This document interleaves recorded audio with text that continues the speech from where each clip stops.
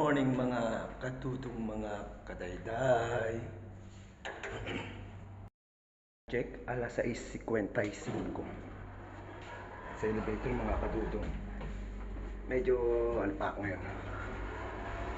Medyo pause pa yung boss, konti. Wala akong medyas ngayon.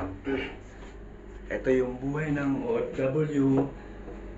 Mahirap pag magkasakit ka sa bansang kung saan kang bansa. Siyempre, medyo pumatlo konti ako. Buti na lang. Salamat kay Nor. Yan. Na pagbigay sa akin ng gamot. Na pinadala mo kay Mrs. Kadayday. Salamat Nora. Thank you. So, pasok ka tayo, maaga tayo ngayon kasi kahapon hindi tayo pumasok. Medyo pause ako eh. Pasensya na po mga excuse me. Mga kadudong mga kadayday. Time check, alas 6:56 na.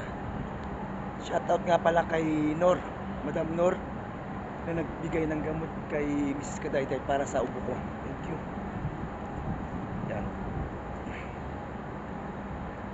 So, yun lang po mga katutong mga kadayday at ako'y pasok na babayu. Pakishare na lang po itong video. Alagaan natin yung mga sarili natin, mga OFW dito, kung saan bansa man kayo. Lalo na pag hindi nyo kasama ang inyong pamilya, ang inyong asawa. Kung kayo yung nag-iisa, mahirap kung magkasakit kayo mag-isa.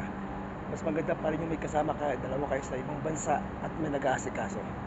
Pasalamat ako kay Mrs. Kadayday ko. Excuse me. Pasalamat ako sa, especially sa asawa ko, si Mrs. Kadayday. Yan, thank you sa asawa ko. At sa nagbigay ng gamot kay Madam Nor.